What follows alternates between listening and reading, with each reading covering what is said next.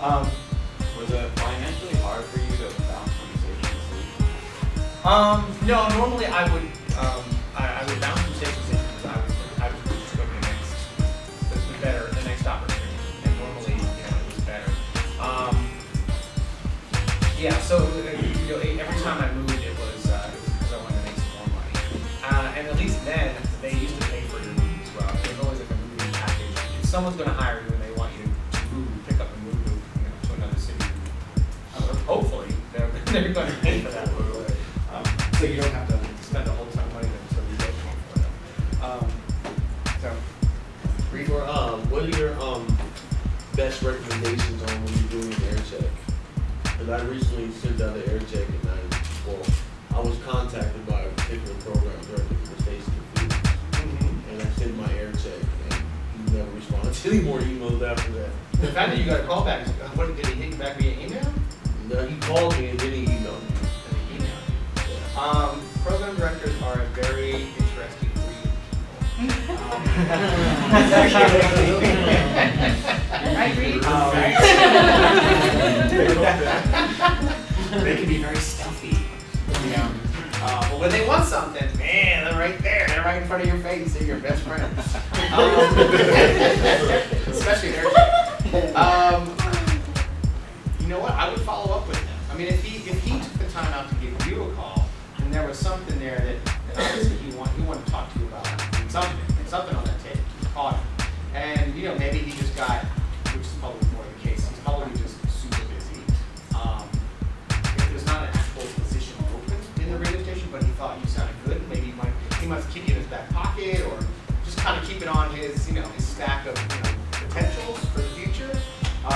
That might be what it is. But again, if he reached out, you should definitely reach out back to him, and then every so often continue to send him a little email and say, hey, check in, what's going on, how are you? I want me to send you another air check. Work it, With the format, like how do you think it's best done? Because I know when I sent in my air check, I put a little bit of extra stuff like different spots I did and stuff like that. Should it just be when you're just on air, or should it be extra? Yeah, if you're going for a position on the air, then it's supposed to be about your on-air work. If you're going to be a production director, or you're going to be, do voice work, you really do. Again, I mean, and that's why I think it's interesting that he paid attention and actually reached out to you, because normally, I remember back in the day sitting with a previous program, one of my previous program directors, really they used to either click the file, put it in the tape, or whatever, the CD, whatever it was, and 5 seconds goes by, say, oh, that's enough, turn it off. You know what I mean? Literally, they'll listen. If something doesn't grab them in the first 5-10 seconds, they're not going to listen beyond that. So if you're going for an on-air job, then keep it to your on-air work, and put your best break, whatever you think that is, first. Whatever's going to grab their attention, or whatever's just going to sound the best, make sure that's first. And don't muddle it up with the other stuff that you do. If he wants you to do production, he'll tell you that after he hires you. And then you can say, oh yeah, I do that too. Yeah. It's a good thing. Anybody else? Sir? Yes. Wow. Well, we're gonna get personal here. I have a bunch of questions actually. How old are you? I'm 43. Wow. I know. You look good for your age. Can I finish my questions? Hey, can the guy get a compliment? Exactly. He said 40. And I said he looked good. He does. I thought you look like you're in your 30s kind of. Working with young people every day. Just suck that energy away. Yeah, but you Also, Lady Gaga every day. Katy Perry. I'm telling you. That music is a moisturizer. You're just alone. Was that it too? Oh wait, no. Wait, what's your favorite color? My favorite color is blue. Anything Oh, else? hey, you made it. I was stretching it out so you would get here. Shelby, anything? Yeah, we gotta take care of mom. Have you seen Any artists you were glad music? Oh my goodness. I'm glad to meet them all. Actually, there have been very few that I didn't want to meet, or I had a bad experience. Justin Bieber. Justin Bieber, I'll tell you right now. I heard that interview guys. Yeah, I mean, we met him, right? We met him when he was really young. Like, he was 16, I think, when he came to visit us. And he had like a broken foot. But not broken. I mean, I don't know what happened to him, but he had a broken foot. He was just a sweet 16-year-old, and we didn't know who he was. This happens all the time, right? When you get like when you get an artist who comes in a radio station.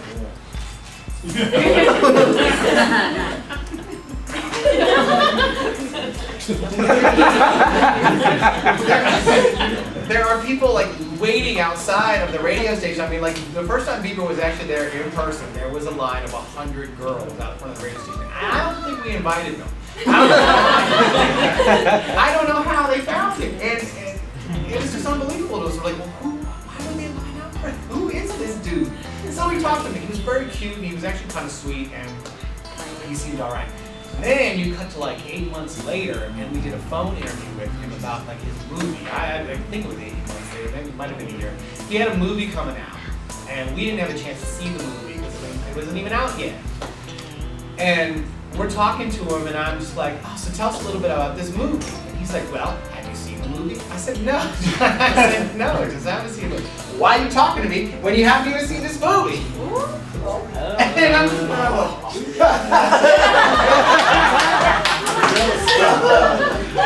and I'm trying to be nice with him. He's like, well, listen, why don't you send me some tickets? I'll go see the movie. And then I don't know, that it just made the situation worse apparently. And then, like, we went, and then we went through like some uniform questions, like, oh hey, where are you and how's the weather? And then that was it. Okay, nice talking to you, Justin. Click. And that was it. That was probably the worst time. I hated him. I did not like the way the interview was going, and yeah, it was just upsetting. And then once it made it to YouTube, then you know the only people who are watching it are Justin Bieber fans. So of course they're sending you death threats. They want to kill you. How dare you treat Justin rude and didn't go see his movie? So that was not a very good experience for me. So have you met Kanye? I met Kanye many years ago, and he was all right. I mean, you know, what's he gonna do in like a 10-minute meeting with me, right? Was he gonna hit me in the head? What? He was cool. I mean, he just, you know, it's Kanye. Was that before cool. or after You know. the Taylor Swift thing? It was before the Taylor Swift thing. It was like a long. Oh, okay. It was what was the song? When It All Falls Down. I think that wasn't his first album, but that was like the breakthrough album. You know, and he was just, you know, he was a rapper. 50 Cent, that was somebody we thought we were going to, like, you know, we thought he was going to kill us. And he totally surprised. Like, he was awesome. He was great. I, like, touched his butt.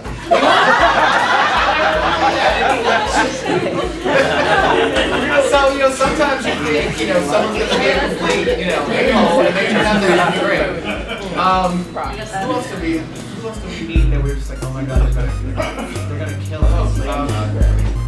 Lady Gaga, we met her again. It's like, I mean, honestly, we were joking about it that morning, going, some chick named Lady Gaga's coming in here. She came in here last night, so that shows you how much she got to do. She came to the radio station last night, and she's gonna come back and see us tomorrow, the next day.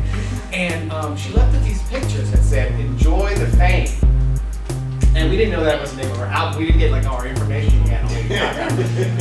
And I remember Greg looking at the picture, going, "Enjoy the fame. You enjoy the fame." So yeah, we had no idea who she was, and then and the reason why she came into the radio station was because she was going to be headlining our Christmas show that was coming up. And when she came in, she was awesome. And I remember she just said, "Oh, I'm sorry I'm late. I had to get my hair." And I mean, literally, she took a broom, like a mop off a stick, and she put that thing over her head. And then she comes in and, "I'm sorry, I had to get my hair done." But she was awesome. And you know what? And I think even back then, like if you see Lady Gaga now, she takes herself very seriously. She kind of reminds me of like Madonna a little bit, where she just talks like really deeply and all that. Back then, she was all about, all she cared about was boys and singing and more boys.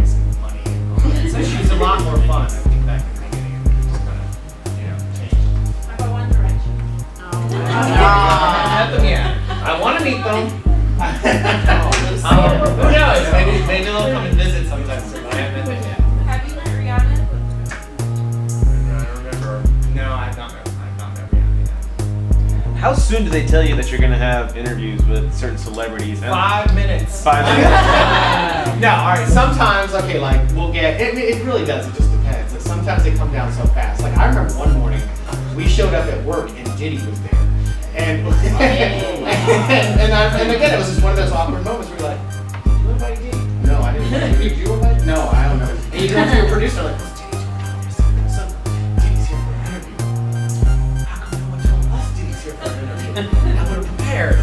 So like literally we had him on like first thing like our boss had scheduled him. Apparently Diddy was in town and there you go. So sometimes it can be that crazy and then other times you get like a good 2-3 days. The thing is though, if you get a week or two notice, I notice, this is just like our experience, if someone tells you in 2 weeks Katy Perry's gonna call you, 2 weeks is gonna come and Katy Perry's not gonna call you.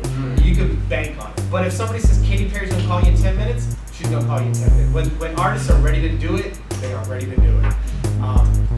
And that's how quickly it can be done. That's actually funny that you mentioned that because I used to listen to the other CBS radio station, 1105, when the Woody Show was there. Right. And they were supposed to get Scott Weiland from Stone Temple Pilots, and they told him 2 weeks before he's going to call. He never called, and there was a meltdown on the radio You don't show. trust a cokehead to call you in 2 weeks? You think he's got a calendar? You think Bobby's shooting up heroin? He's like, I gotta call Woody. We're going to shake your hand at the end of the day. Anybody else? How was the transition from Energy 92.7 to moving, or 99.7 now? Station and all that? Well, I've always done this format. I've always done top 40. So for me, it was just kind of going back to that. You know, Z95.7 was top 40, and every other station except for Energy, and then one classic rock station in Wheeling, West Virginia. All of them have been top 40 stations. So for me, it was definitely more comfortable. And you know, and for Greg, I think that he had worked as a promotion director for top 40 stations. So we both had a pretty good. Well, we went there because it would be comfortable for us. We knew that we could do that. We could do this better. It's just something we've always done. You got a question? Yeah, I wanted to know, after you gave with you guys on the commercial on TV now, and I noticed that you're Arsenio Hall fan, so which do you like better? Do you like the new show as good as you like the old one? Or? I'm going to say I like the old. I have only seen one. I recorded it. I saw like what was the night? The night that he had, who was on the first night now? Snoop was on the first one. Yeah. I'm going to say the old one. Yeah. Just because of the memories that I have, that's a lot. That's we've been talking about a lot of that. Like, oh my God, it used to be so great. And he's bringing that back because I know for me, I'm kind of a music addict. So I remember back in the day, if there was a cool hip hop artist, if there was a dance artist, then Arsenio would have that artist on. And now I'm already seeing like he's had Ice Cube on, he's got Big Sean on. Like next week, he's got Kendrick Lamar on, I think Monday. Obviously, we've done the commercials this week. That's how I know this stuff. He was on already. Yeah. So, I think he's taking that same attitude, at least, with music again. So I think that's really good. And how do we get on the TV?